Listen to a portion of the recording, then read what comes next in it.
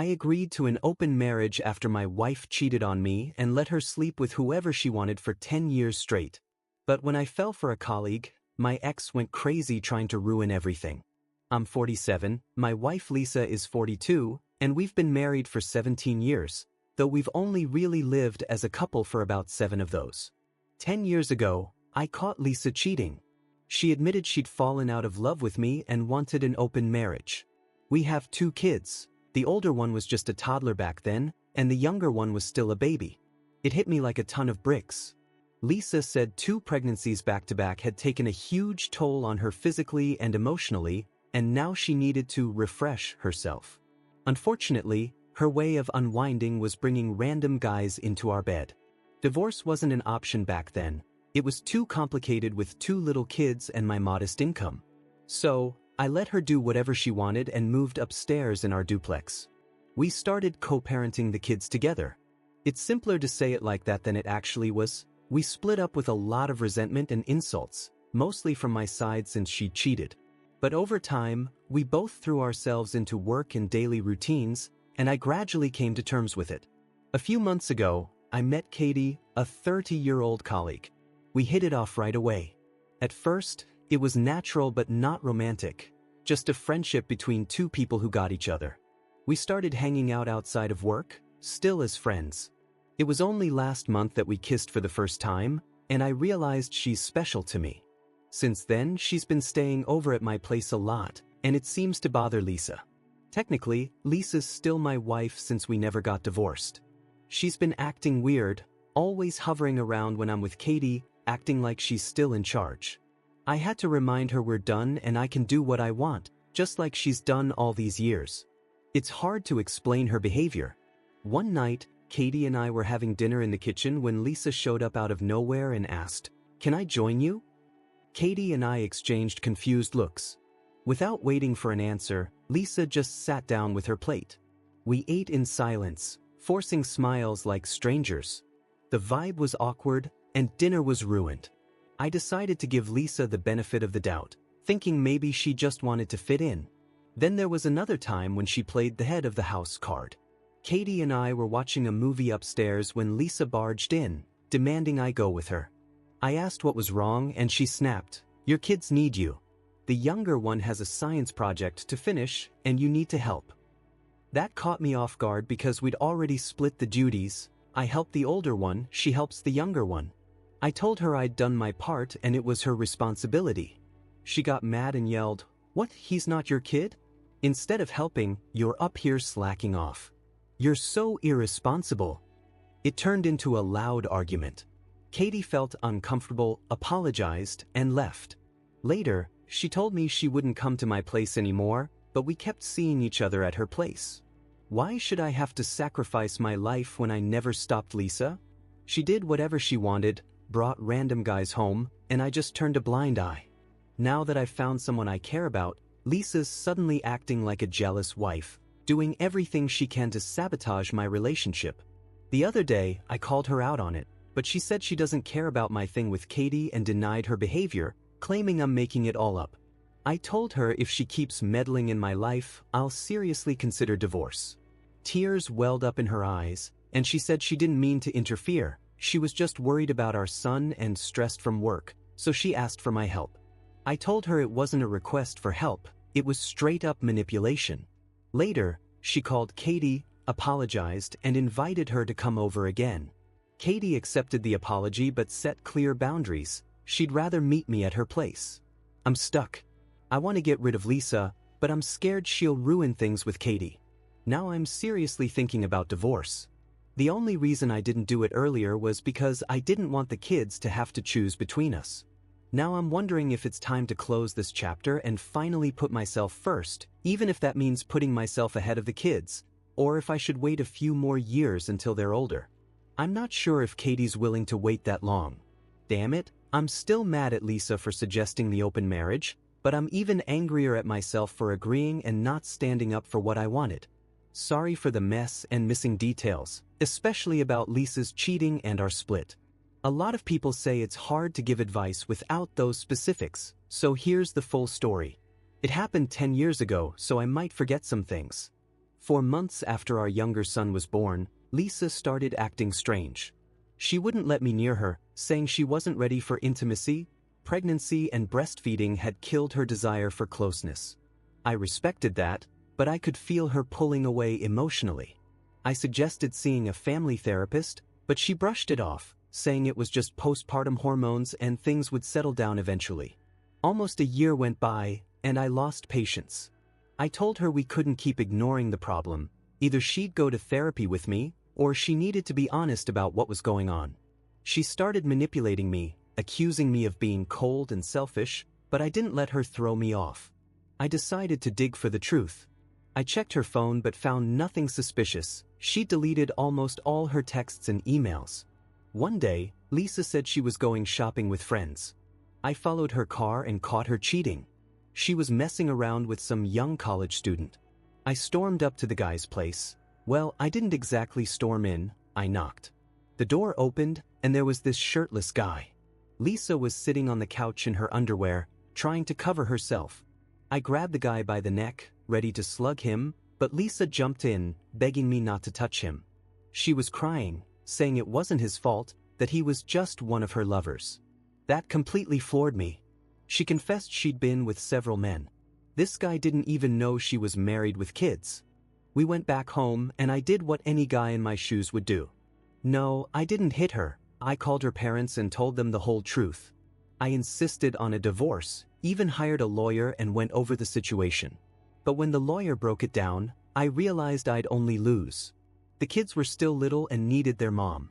I could have gotten joint custody, but I'd still depend on Lisa to see my kids, and she could set her own terms. Sure, I could take her to court if she broke the agreement, but who wants to spend their life running to lawyers? We live in a state with no-fault divorce laws, so I'd have to pay her alimony anyway. Child support was separate. I'd still have to take care of the kids regardless. The only thing I'd get out of it was being totally reliant on Lisa to see them. Lisa didn't want a divorce either. Instead, she suggested keeping the marriage open, saying we could always come back to each other. I knew I'd never go back to her, but divorce was too expensive. The only way out was to split up and live like neighbors who co-parent. So that's what we did. Lisa called it an open marriage, or whatever she wanted to label it, but for me, it was the end. We've basically been living apart for 10 years. Lisa's had plenty of lovers.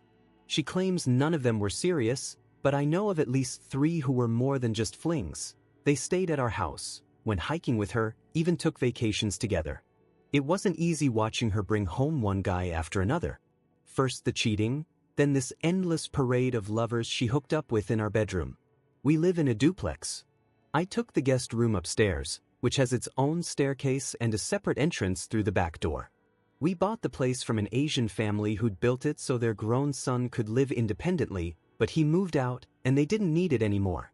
The main entrance leads to the living room, then to a big enclosed kitchen with a dining area, the master bedroom, and a storage room we turned into the kids' room. Upstairs, there's the guest bedroom, a big study, and a deck. Living up there, I could see almost everything happening downstairs. Sometimes I wanted to just shut my eyes, but for the kids' sake, I stayed vigilant. At first, I tried dating other women too, but after a couple of months, it felt empty and pointless, so I gave up. Instead, I focused on more important things. I joined a badminton club, got back into sports. Back in college, I was big into track and field, so I picked that up again. I also joined a hiking club that organizes solo trips every 2 months. You can't bring friends, a spouse, or anyone you know, you go alone, but with other solo hikers. It was awesome. I did those hikes every 2 months for 2 years straight.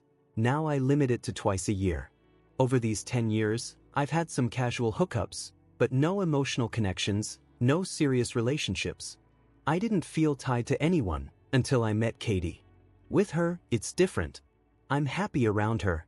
She's someone I'd try believing in love for again. But of course, the devil, Lisa, won't leave me alone. Right now, things are like this. Katie refuses to come to my place.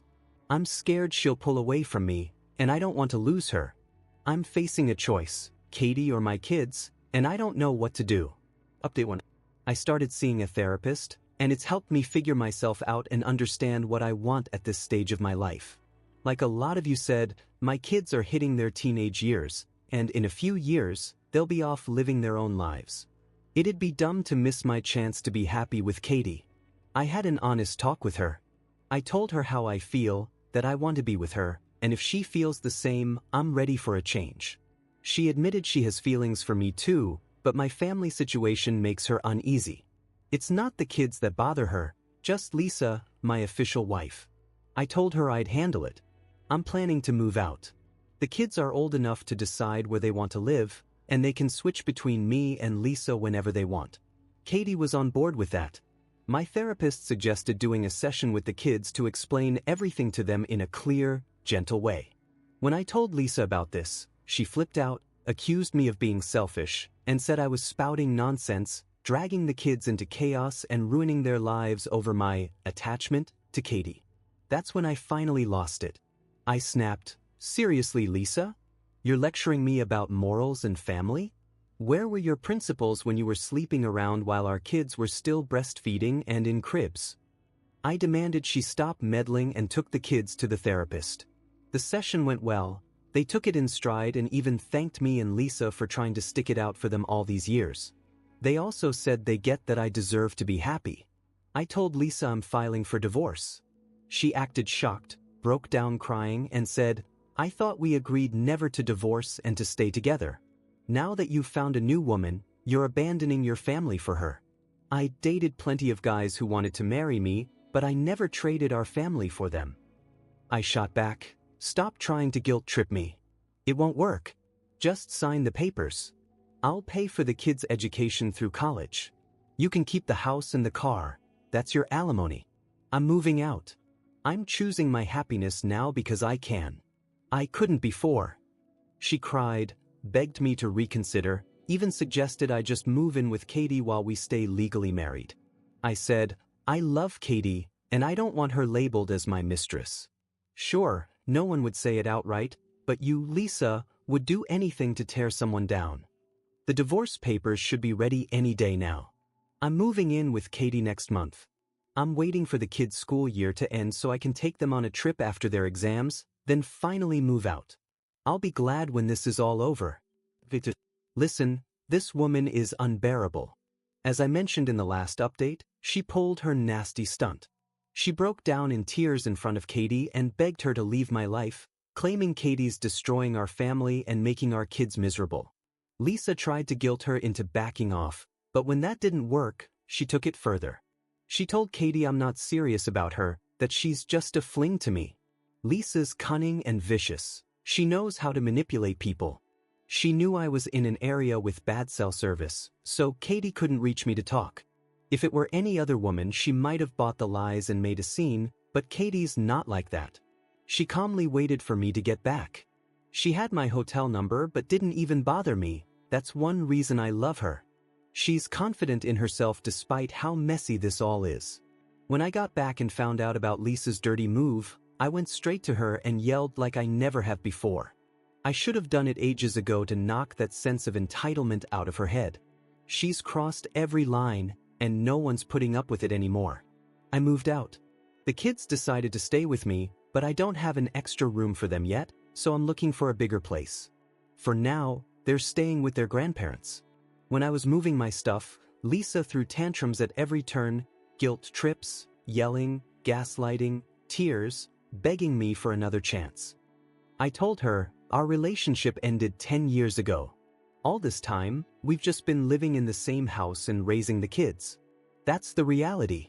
I stopped loving you a long time ago. You're nothing to me now. I love Katie, and I want to spend the rest of my life with her. When Lisa got the divorce papers, she tore them to shreds, literally destroyed an official document. Only after that did she calm down and agree to sign them. The divorce is in progress now. Since then, I haven't had any contact with Lisa. I've picked up the kids twice but didn't even step inside the house. Oh, and a lot of people were curious about how old my kids are. They're 11 and 13. They're mature enough to understand the divorce and our separate lives. 3. I'm happy to report that Lisa is now officially my ex-wife. The divorce is finalized. My kids have moved in with me, and they'll visit their mom every 2 weeks or whenever they want. The past month was insane. Renting a new house, moving, setting everything up. We didn't tell Lisa the kids would live with me until I found a suitable place. Everyone knew she'd throw a fit, so we put off that conversation as long as possible. The kids even suggested keeping their stuff packed and just bolting with me when Lisa wasn't home, but I went the legal route. I didn't want to get tangled up in more drama with her. According to the divorce terms, if one of us wants to take the kids for more than 2 days, we have to notify the other 3 days in advance. So, I just showed up and told Lisa the kids wanted to live with me, and I'd pick them up in 3 days. As expected, she freaked out. Thankfully, no smashing doors or breaking stuff, though that would have only worked in our favor. Instead, she went for emotional pressure. She hugged the kids, cried, apologized to them for everything, and begged them not to leave her. She tried everything to change their minds, and with my younger son, it almost worked. He said he'd stay with Mom. Katie had warned me this might happen and told me to be ready for them to back out at the last minute. When he called me and said he was staying, I just said, "Okay, Dad still loves you." But the older one was firm about moving with me. I said, "All right, I'll pick you up." I don't know what happened after that, but when I arrived for the older one, both boys were waiting with their bags packed. I hugged them and took them away, no questions asked about what went down. They've got enough on their plates.